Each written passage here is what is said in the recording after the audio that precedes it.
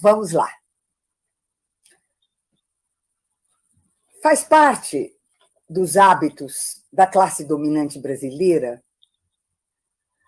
convencer a nossa sociedade de que ideologia é um conjunto de ideias, um conjunto de teses e crenças que formam uma doutrina que nós defendemos se nós somos de esquerda e que nós atacamos quando nós somos de direita.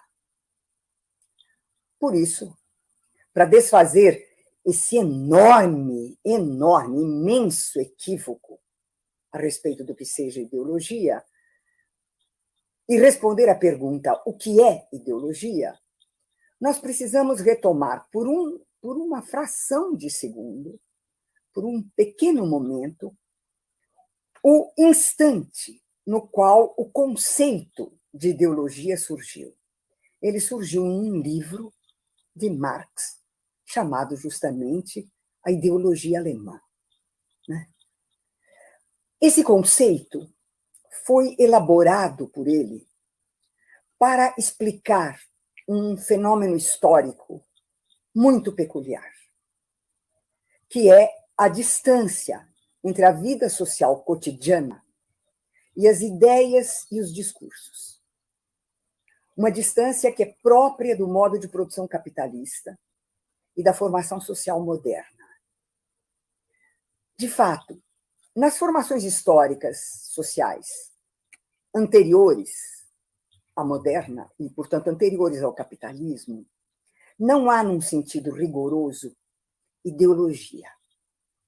Existem mitologias, teorias religiosas, nas quais a origem e a forma da sociedade e do poder político recebem uma explicação a partir da referência à vontade ou à decisão de poderes transcendentes, que são anteriores e exteriores à sociedade e à política, e que garantem para a sociedade e para a política legitimidade, permanência e intemporalidade. Ao contrário disso, a ideologia nasce exatamente na modernidade, naquela formação sócio-histórica em que a origem da sociedade e da política e a forma da sociedade e da política são percebidas como imanentes à própria sociedade e à própria política. Provém delas próprias a sua origem. Não há seres transcendentes produzindo essa origem. Em outras palavras, a ideologia surge quando a explicação da origem e da forma da sociedade e do poder político é compreendida como proveniente do interior da própria formação social, sob a forma de um princípio que lhe dá nascimento, lhe dá forma e conservação. Essa formação social é conhecida como o modo de produção capitalista, que se define pela propriedade privada dos meios de produção e que determina, por isso, a existência de duas classes sociais fundamentais. Não que haja só elas duas, mas elas são as classes fundamentais que definem essa formação sociopolítica. Isto é, os proprietários privados dos meios de produção, portanto, os proprietários do capital, aquilo que na modernidade recebeu o nome de burguesia, porque era o pessoal que morava nas cidades, nos burgos. E a classe dos não proprietários, que vendem a sua força de trabalho para a acumulação e a reprodução do capital, os trabalhadores. Essa compra e venda do trabalho se faz mediante um salário. Porém, o salário nunca remunera integralmente o trabalho. Suponhamos, por exemplo, que por um trabalho X eu devesse receber R$10. Mas no meu salário eu recebo R$7. 3 não vêm para mim. Onde eles estão? Onde está a parte não remunerada do meu trabalho, né? A parte que não é remunerada do trabalho fica retido pelos proprietários do modo de produção, isto é, fica retido de maneira a acumular e aumentar o seu capital. A exploração do trabalho, isto é, a parte não remunerada do trabalho, é o núcleo da acumulação do capital e do modo de produção capitalista. E é isto que a ideologia tem como finalidade ocultar. Em outras palavras, essa nova formação social, interna e originariamente dividida em classes sociais, precisa encontrar uma imagem que a ofereça como uma unidade indivisa e provida de identidade. E ela fabricará essa identidade ou a imagem da sua unidade indivisa por meio de 3 ideias. Primeiro, a ideia de que há indivíduos, não há classes sociais, há indivíduos isolados e livres que voluntariamente se relacionam por meio de contratos. Segundo, a ideia de nação, ou a da identidade de origem de nós todos. E terceiro, a ideia do Estado Nacional, a soberania territorial e jurídica da qual nós todos somos cidadãos. Ou seja, essas 3 ideias que produzem a imagem da nossa unificação ou da nossa unidade ocultam a realidade social, que está dividida em classes. E, sobretudo, ocultam que uma das classes domina e explora as outras. Qual a divisão que precisa ser ocultada? A de que uma classe é proprietária privada dos meios de produção, portanto, ela é proprietária privada da riqueza, excluindo e explorando as outras classes, uma das quais é proprietária apenas da sua força de trabalho. Como é que isso é ocultado? Exatamente pela ideia de que somos todos indivíduos livres e iguais, membros da mesma nação e cidadãos do mesmo Estado, participantes de uma história única e contínua, o chamado progresso. O progresso é a história de uma sociedade, não do que se passa nela. E que nós nos relacionamos uns com os outros por uma decisão voluntária, isto é, por meio de contratos legais e legítimos. A ideologia, portanto, não é um ideário, um corpo de teses e crenças que formam uma doutrina que nós defendemos ou atacamos. A ideologia é a lógica das ideias da classe dominante, para aparecer como ideias válidas para todas as classes sociais. A ideologia esconde o ser da sociedade por meio do aparecer social, ou seja, oferecendo as ideias de identidade, unidade, centro e indivisão a uma sociedade dividida em classes contraditórias. Portanto, dissimulando por meio dessas ideias a realidade social, o ser da sociedade. Por que surge a dissimulação da exploração econômica e da dominação política?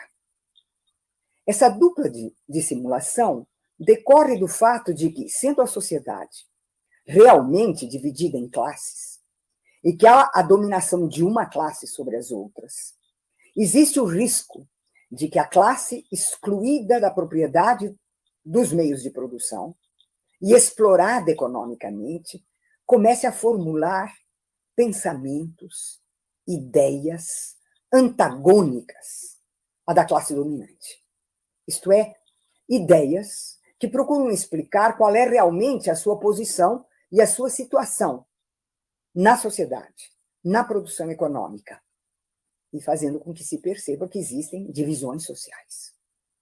Ora, isso é uma ameaça gigantesca para a classe dominante, que não pode aceitar sem risco a existência de pensamentos, discursos sociais antagônicos ao seu. Contra isso é que se torna necessário formular um conjunto homogêneo de ideias que devem ser aceitas sem contestação por todas as classes sociais. Como formular um discurso homogêneo, um pensamento homogêneo que pode ser aceito por todas as classes sociais? A formulação desse discurso se torna possível com uma separação que ocorre na modernidade, e que é a separação entre a esfera do trabalho material e a do trabalho intelectual, ou a separação entre o trabalho material e o pensamento. E o pensamento aparece como se ele fosse autônomo, livre, nascido dele próprio. Assim, a separação entre as duas esferas do trabalho constitui o pano de fundo sobre o qual as ideias serão formuladas, como se elas não tivessem vínculos com a situação econômica, social e política das classes. As ideias aparecem como se tivessem vida própria, não como tendo sido criadas pelos intelectuais, mas apenas descobertas por eles. Elas já estavam lá, elas já existiam. Eles apenas descobriram essas ideias. Eles não as formularam. Essas ideias, sem autor, existentes desde sempre, válidas simplesmente porque são ideias, se tornam uma explicação da realidade que orienta e determina a maneira como todos os sujeitos sociais pensarão sobre si mesmos, sobre as instituições sociais, sobre o poder político, sobre a cultura, sobre a vida cotidiana, enfim, sobre a sociedade no seu todo. Para nós entendermos o que se passa, nós precisamos distinguir entre dois tipos de discursos ou dois tipos de representações da realidade social. Aquilo que a gente pode chamar de o discurso social das classes sociais e o discurso sobre a sociedade. O discurso social das classes é a maneira como cada classe representa e explica para si mesma a vida social e as divisões sociais. Isto é, a maneira como uma classe social percebe, a maneira como ela está inserida nas relações sociais. Esse discurso do social é substituído, entretanto, por um outro, que não é mais um discurso social, e sim um discurso sobre o social. Ou seja, um conjunto articulado de ideias e imagens encarregado de ocultar a divisão dos discursos sociais e silenciar os diferentes discursos sociais, produzindo um discurso único ou uma imagem una e coesa da sociedade, sob o ponto de vista, entretanto, de uma das classes, a classe dominante. E são essas ideias que, através de uma série de mecanismos, a família, a escola, os meios de comunicação, etc., essas ideias vão se sedimentando e constituindo aquilo que para nós parece ser a sociedade.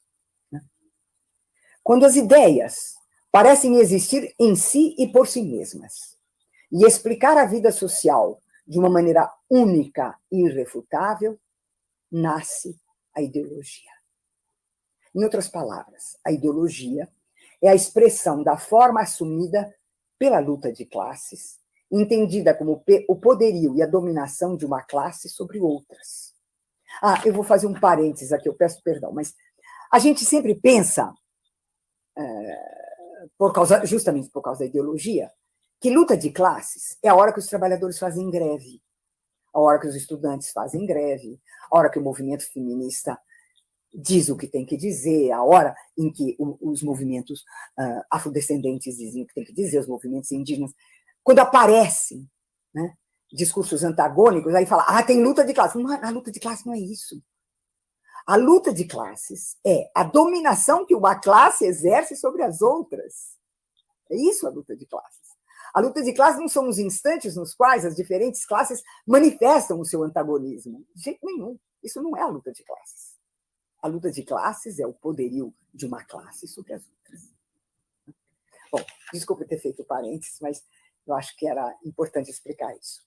Então, a ideologia é a expressão da forma assumida pela luta de classes, entendida como poderio e a dominação de uma classe sobre outras. Poderio e dominação que passam a ser legitimados por ideias.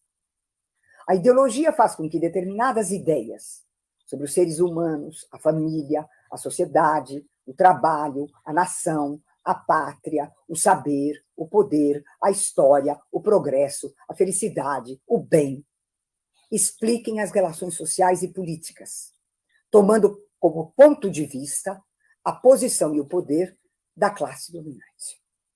Ou seja, a ideologia não é um conjunto de ideias, uma doutrina, um ideário. A ideologia são as ideias da classe dominante, formulada pelos intelectuais. Resumamos, então, os principais traços constituintes da ideologia. 1. A ideologia é o resultado da divisão social do trabalho, em particular a separação entre o trabalho manual e o trabalho intelectual, ou entre o que nós chamamos trabalho e pensamento, e que põe a aparente autonomia do pensamento em face do trabalho, pondo, por seu turno, a aparente autonomia dos pensadores, os intelectuais, que, por sua vez, põe a aparente autonomia dos produtos do trabalho intelectual, isto é, as ideias, como se as ideias existissem em si, por si mesmas, e fossem apenas descobertas pelos intelectuais, e não formuladas por eles. 2. Essas ideias, dotadas de existência própria ou de autonomia aparente, são, na realidade, as ideias da classe dominante dessa formação social. E é essa aparente autonomia das ideias, que parecem válidas em si e por si mesmas, como ideias universais, portanto, válidas para todos os seres humanos, né, se consolida no momento em que a separação, em que se separam a classe que domina e as ideias que dominam. Quando a gente está diante das ideias que dominam, a gente não pensa que tem uma classe por trás dela. São as ideias que dominam, né? Então, a ideologia se consolida quando se separam a classe que domina e as ideias que dominam. De tal maneira que a dominação das ideias de determinados humanos sobre outros se torna invisível, aparecendo como legitimidade das ideias para todos os seres humanos. Em suma, a ideologia é um instrumento de dominação de classe, cuja origem é a divisão da sociedade em classes contraditórias e em luta. Se a dominação for diretamente percebida pela violência de uma classe sobre as outras, estas se considerarão no direito de se revoltar e retirar o poder da classe dominante. E é para que isso não aconteça que a ideologia existe. Ela é apaziguadora. 3, terceira característica da ideologia, é tarefa fundamental da ideologia ocultar a sua própria origem, ocultando as divisões sociais, dissimulando a exploração econômica e a exclusão política e cultural, o que é realizado pela universalização das ideias da classe dominante, como se fossem ideias de validade e verdade universais. No caso, a ideia de que existem indivíduos livres e iguais, e não classes sociais, e de que esses indivíduos livres e iguais se relacionam voluntariamente uns com os outros. Trata-se, portanto, de uma abstração, pois as ideias são construídas e conectadas graças a uma rede de imagens que possuem base material real, a divisão social do trabalho, a forma da propriedade. Mas essa base material, a base econômico-social, nunca aparece nas ideias. Eis porque a ideologia é um sistema de ilusões que desliza sobre a superfície do social. A ideologia é a aparência social. 4, porque ela é resultado de um processo material real, isto é, a economia e a divisão social. A ideologia não é um reflexo da realidade na cabeça dos seres humanos, e sim o modo pelo qual eles passam a representar para si próprios a aparência do social, o aparecer social, como se esse fosse a realidade social. Em outras palavras, a ideologia não é um ato intelectual, metafísico, de desvendamento da realidade. Ela é uma prática social, que parte da experiência social e, sobre essa experiência, constrói imagens, representações e valores que ocultem essa experiência social. 5, a ideologia, por conseguinte, um corpo sistemático e coerente de ideias, representações, valores, normas e regras de conduta, definidos e defendidos pela ou para a classe dominante. Essas ideias indicam e prescrevem a todos os membros de uma sociedade o que eles devem pensar e como devem pensar, o que devem fazer e como devem fazer, o que devem sentir e como devem sentir.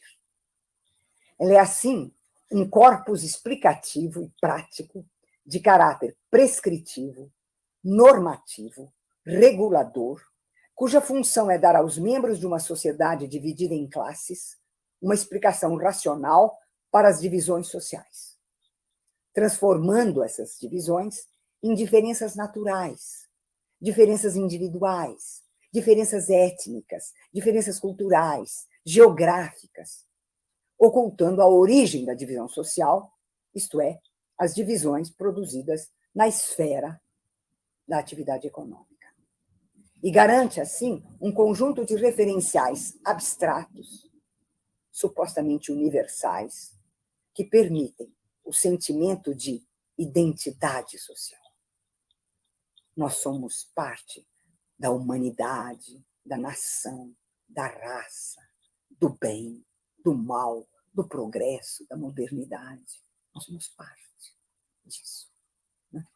A operação ideológica consiste em afirmar que, de direito, a sociedade é indivisa, sendo prova da indivisão a existência de uma única nação e de um único poder estatal que dirige toda a sociedade e lhe dá homogeneidade. A ideologia distingue, assim, entre o de fato e o de direito. De fato, há divisões sociais. De direito, a sociedade é una, indivisa, homogênea, harmoniosa. De modo que é preciso explicar a causa das divisões. E elas vão, então, ter como causa os maus sujeitos sociais. As facções, os rebeldes, os bandidos, os preguiçosos, as raças inferiores, os migrantes, os imigrantes, os desviantes sexuais, a ignorância própria dos pobres e dos atrasados, e assim por diante. São eles os autores da divisão, porque nós vivemos numa sociedade que não tem divisão. A divisão é produzida por maus sujeitos sociais. A ideologia também afirma que, de fato, infelizmente, há divisões e conflitos sociais. Mas a causa desse fato injusto, entre aspas, deve ser encontrado em indivíduos ou pessoas injustas. O mau patrão, o mau trabalhador, o mau governante, as más alianças internacionais, o mau uso da sexualidade, etc. Ou seja, a divisão constitutiva da sociedade, das classes, se transforma em um dado moral. Ela se refere ao mau comportamento de indivíduos, que de direito poderiam e deveriam ser corrigidos. Em resumo, nos termos clássicos, a ideologia é a operação para fazer com que o ponto de vista particular de uma classe, aquela que exerce a dominação econômica e política, apareça para todos os sujeitos sociais e políticos como universal, e não como o interesse particular de uma classe determinada. E quando esse interesse particular aparece, você diz, mau sujeito, má conduta, é um problema moral. Ora, como a tarefa da ideologia é ocultar as divisões e contradições econômicas, sociais e políticas e culturais, o resultado é que o discurso ideológico é feito de espaços vazios, como uma frase na qual houvesse lacunas. A coerência desse discurso, ou seja, o fato de que ele se mantenha como se ele fosse uma lógica coerente e que ele exerça poder sobre todos os sujeitos sociais e políticos, o fato de que ele se mantenha como coerente, não é uma coerência nem um poder que são obtidos apesar das lacunas, apesar dos espaços vazios, apesar do que fica oculto. Ao contrário, é graças às lacunas entre as partes, é graças ao que fica oculto, é que esse discurso se apresenta como coerente. Em suma, é porque ele não diz tudo e não pode dizer tudo que o discurso ideológico é coerente e poderoso. Eu vou dar 2 exemplos. A ideologia afirma que o salário é o preço justo, ou o pagamento justo do trabalho. Ora, uma vez que o capital só pode se acumular, se reproduzir e aumentar, se houver uma fonte que o faça crescer, e uma vez que essa fonte é o trabalho, cabe perguntar como o capital poderia pagar um salário justo, pois é a parte não paga do trabalho que constitui a condição e a existência do crescimento do capital. O outro exemplo, um exemplo que eu gosto muito porque ele é muito contemporâneo nosso, é você abre o jornal para ler o noticiário, liga a televisão, o rádio, o noticiário, e tem o seguinte: o mercado está nervoso. O mercado hoje está oscilante. O mercado está disposto. O mercado está bem. O mercado é uma entidade metafísica, uma entidade estranha, o mercado. Mas o que significa dizer o mercado? O que eu não estou dizendo quando eu digo o mercado? Eu não estou dizendo os capitalistas. Eu não estou dizendo os proprietários dos meios de produção. É isso que eu estou. Essa é a minha lacuna. Esse é o meu silêncio. Então, o mercado é um termo ideológico de uma magnitude incrível, porque ele oculta a existência da classe que constitui o mercado. E é assim que o discurso ideológico se constrói. Em qualquer esfera, você pega na questão racial, na questão sexual, na questão educacional, na questão cultural, em qualquer nível, o discurso ideológico opera com lacunas e silêncios que não podem ser preenchidos. Porque se você preencher, o que acontece? Muita gente pensa, vamos preencher todas essas lacunas e fazer uma ideologia boa, uma ideologia correta. Não. Se você preencher cada um desses silêncios, cada uma dessas lacunas, cada um desses vazios, a ideologia se autodestrói. Porque ela só pode existir pelo que ela não diz. E se você fizer ela dizer o que ela não diz, ela acaba. Isso se chama crítica da ideologia.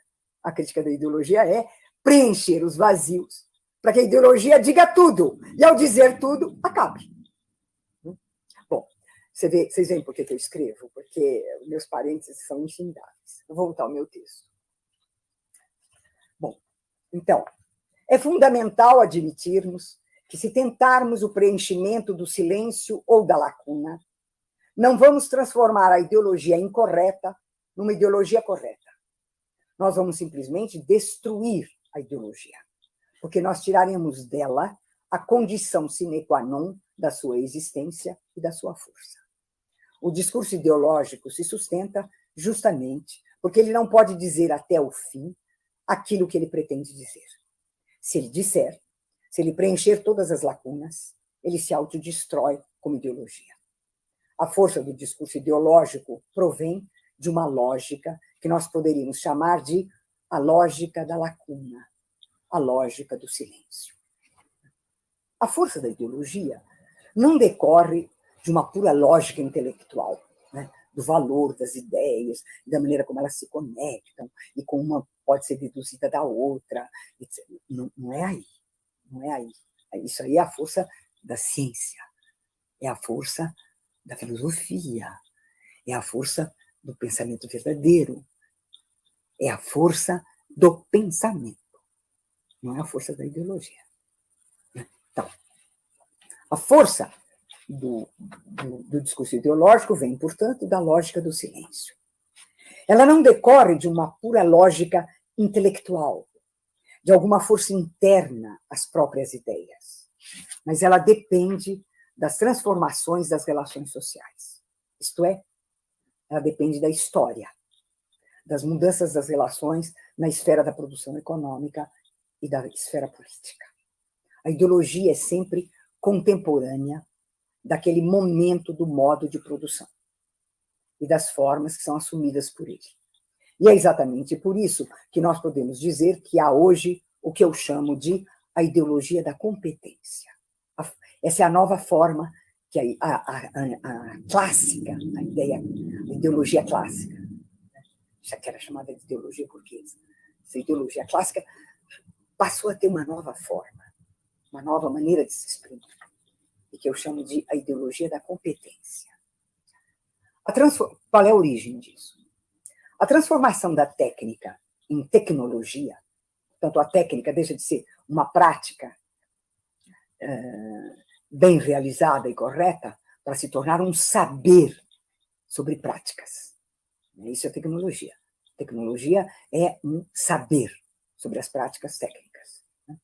Então, a transformação da técnica em tecnologia e a absorção das ciências pelas tecnologias levou ao que hoje nós chamamos de tecnociência. Essa palavra designa a articulação e interconexão entre técnica e ciência, de tal maneira que ambas são inseparáveis e buscam os mesmos objetivos.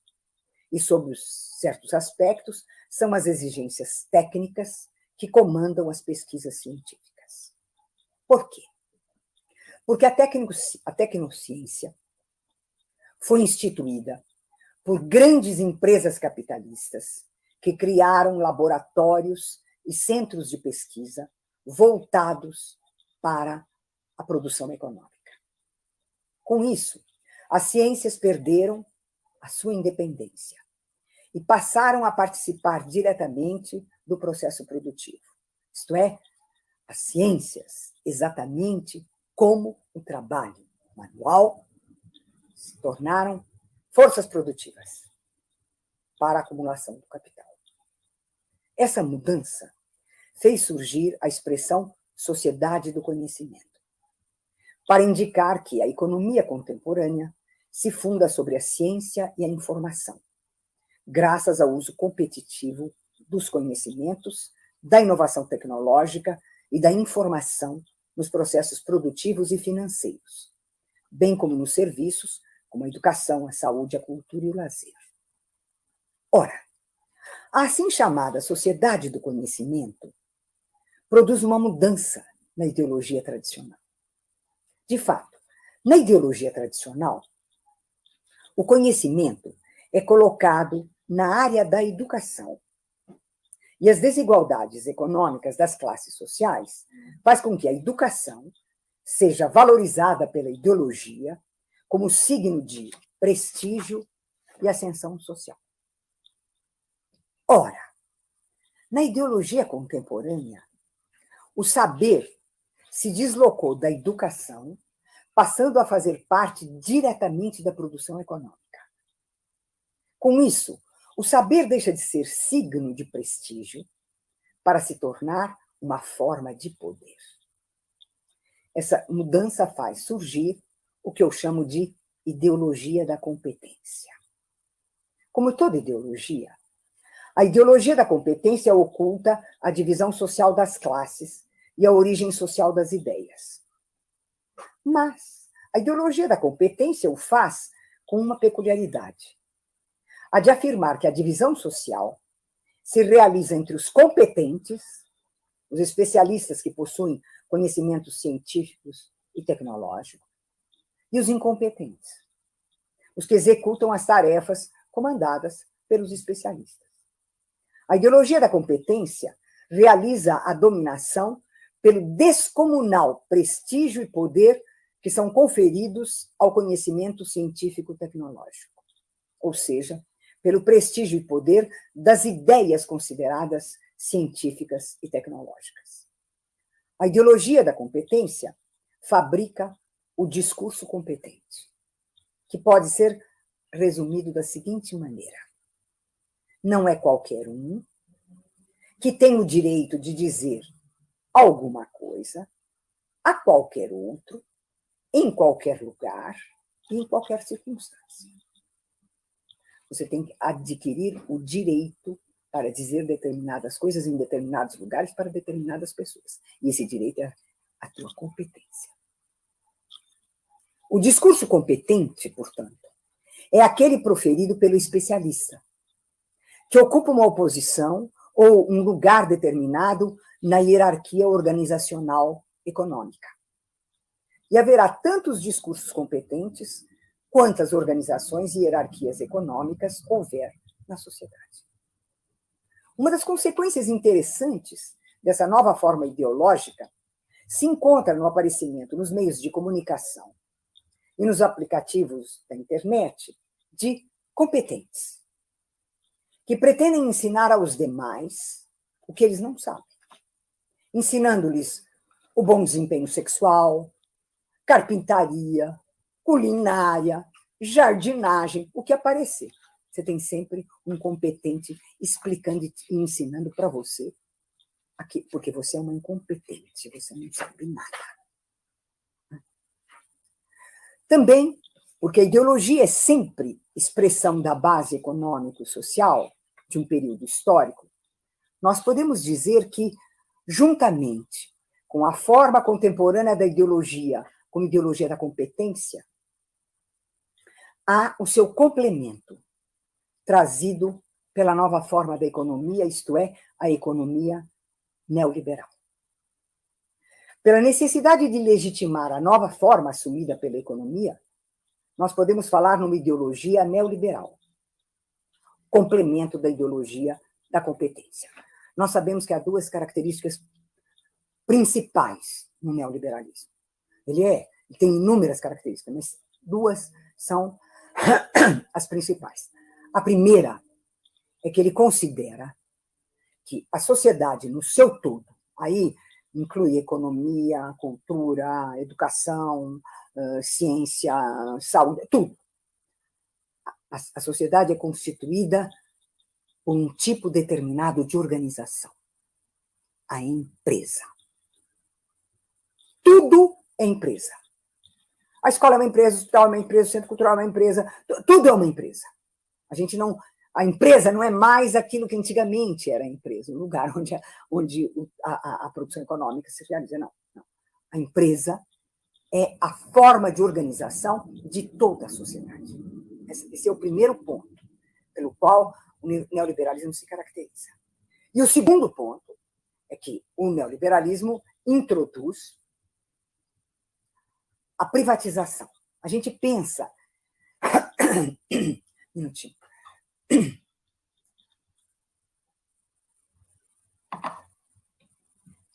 A gente pensa que a privatização é privatização dos bancos nacionais, privatização das empresas nacionais, privatização do Banco do Brasil, privatização do Correio, privatização da Petrobras. Não. Isso é a superfície da privatização. O que o neoliberalismo faz é a privatização dos direitos sociais. Os direitos sociais deixam de ser considerados direitos. Eles são considerados serviços que você compra e vende no mercado.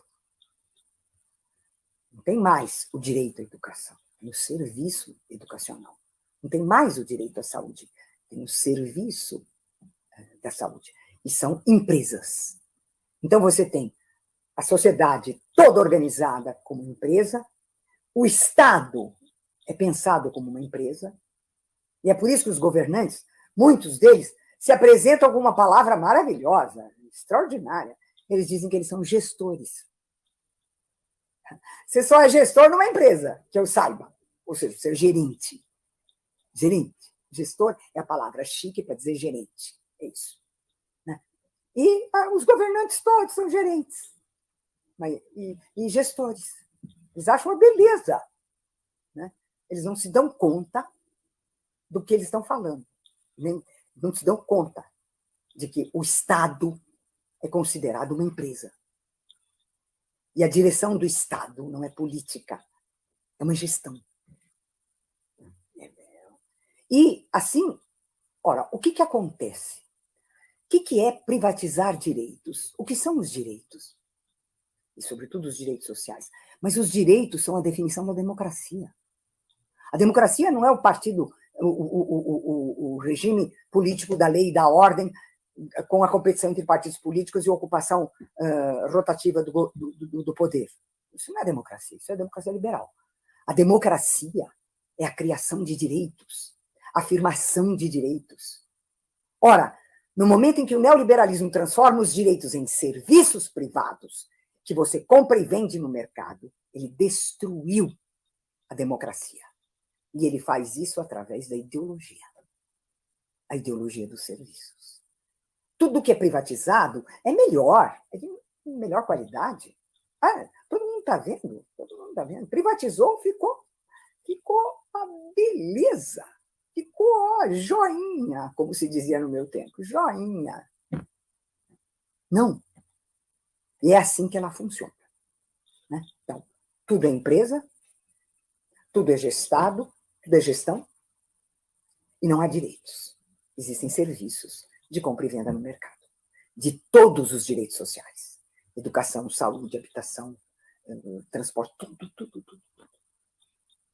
Bom, é uma coisa gigantesca que o neoliberalismo fez. Bom, então, uma das grandes novidades do neoliberalismo está em definir todas as esferas sociais e políticas como um determinado tipo de organização que percorre a sociedade de ponta a ponta, de cima a baixo.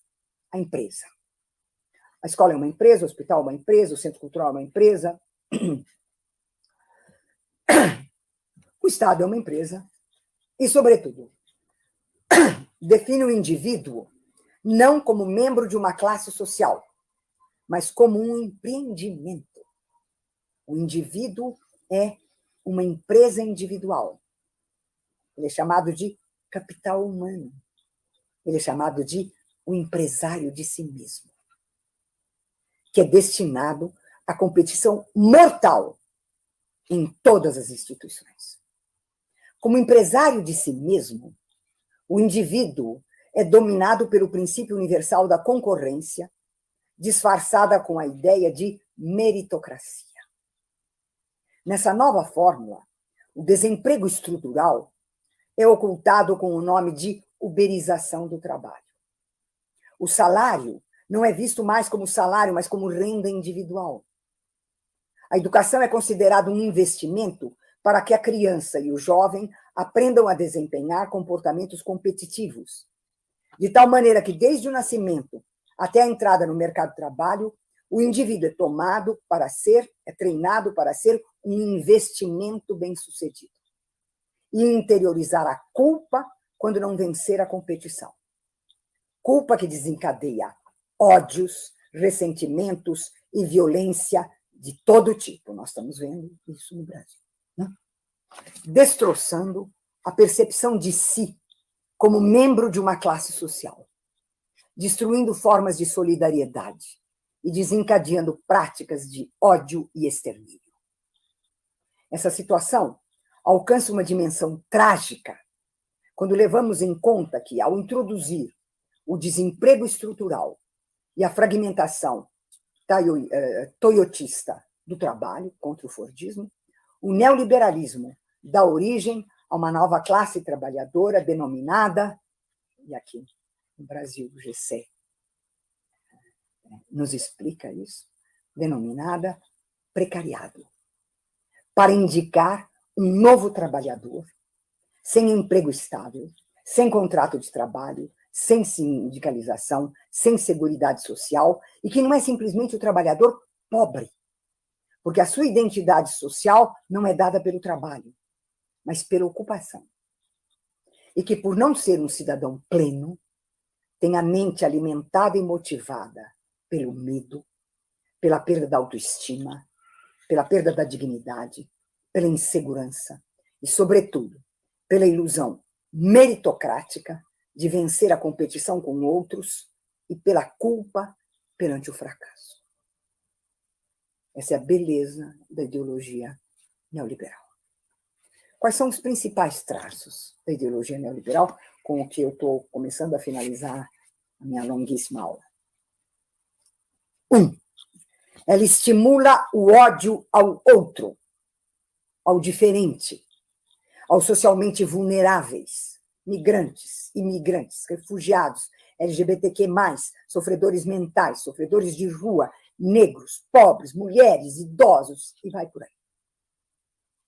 E esse estímulo ideológico se torna justificativa para práticas de extermínio. Nós estamos vendo isso, né, acontecer todo dia no Brasil. 2. Institui o que Marcuse denominou o discurso totalitário, que é um discurso denotativo, repetitivo, ritualístico, normativo, fechado sobre si. E com a expressão, entre aspas, marxismo cultural, persegue todas as formas de expressão do pensamento crítico, inventando a divisão da sociedade entre o bom povo e os diabólicos, desenvolvendo uma teoria da conspiração comunista, que seria liderada por intelectuais e artistas de esquerda, sendo que a palavra comunista perde qualquer sentido preciso e se torna um slogan. Comunista significa todo pensamento e toda ação que questione o status quo e o senso comum. Ou seja, é comunista quem nega que a Terra é plana. É comunista aquele que diz que a Terra é redonda. É comunista aquele que afirma que há evolução das espécies. É comunista aquele que afirma a verdade da teoria da relatividade e da teoria quântica. Eu vou falar disso um pouquinho mais abaixo, disso que eu chamo o ódio ao pensamento. Eu penso que você tem a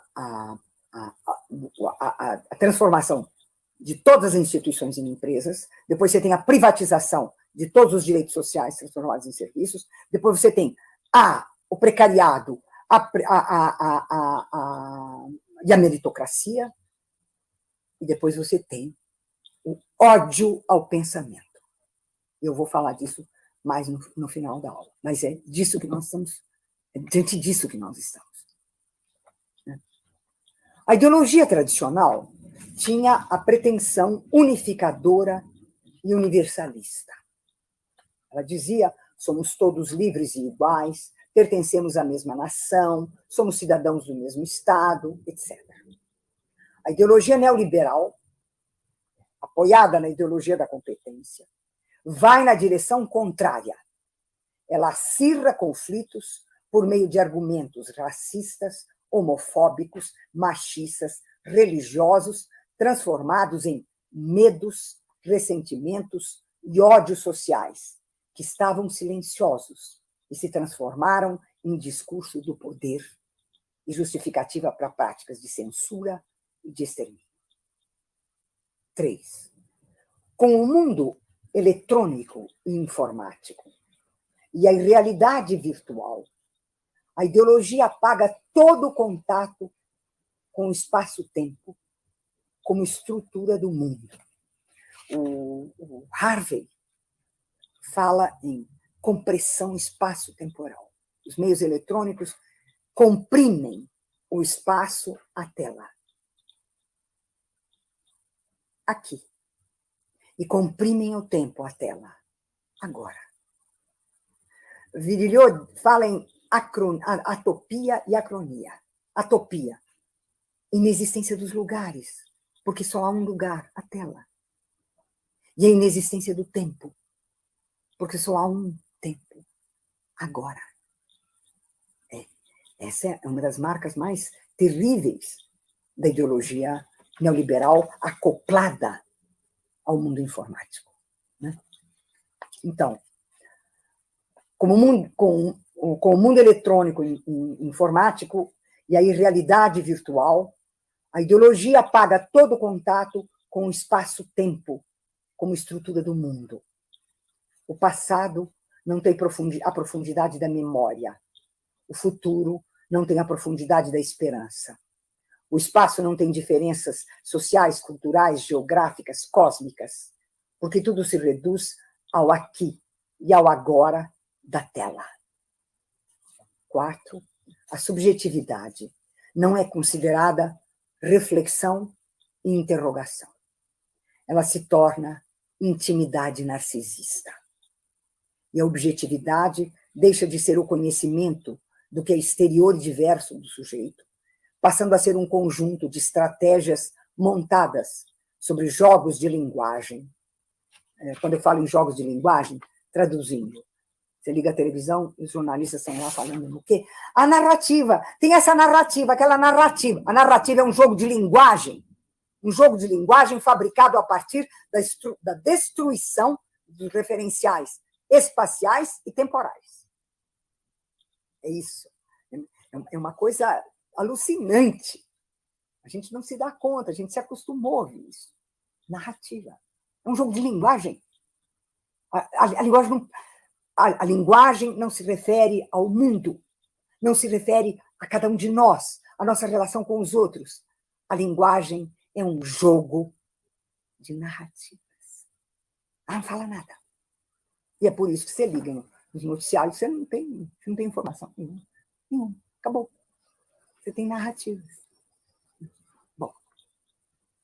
Então, a subjetividade não é considerada reflexão e interrogação.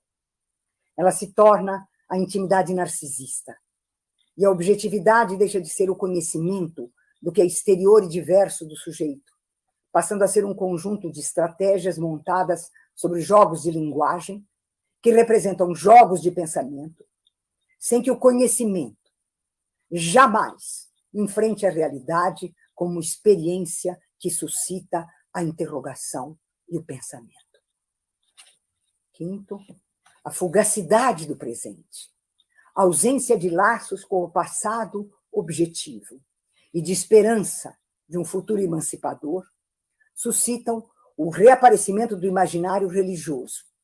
E, por isso, a figura do empresário de si mesmo é sustentada e reforçada pela teologia da prosperidade, desenvolvida pelo neopentecostalismo. Tudo isso está amarrado, tudo isso é a ideologia contemporânea com a qual nós vivemos. 6, e por fim, a nova ideologia dá surgimento a uma nova forma de subjetividade, marcada por 2 traços aparentemente contrários. Estou acabando. E que, na verdade, são traços complementares. De um lado, uma subjetividade depressiva, porque marcada pela exigência de vencer toda e qualquer competição e pela culpa se fracassar. E, por outro lado, uma subjetividade narcisista, produzida pelas práticas das tecnologias eletrônicas de comunicação. As novas tecnologias operam com a obediência e a sedução do campo mental. Porém, e é isso que é ideologicamente ocultado pela imagem ilusória da liberdade, né, é que o que se tem é a liberdade de escolher obedecer. Pois os estudos em neurologia revelam que os usuários dos aparelhos nos usuários dos aparelhos eletrônicos, nos usuários ininterruptos dos aparelhos eletrônicos, existe uma diminuição das capacidades do longo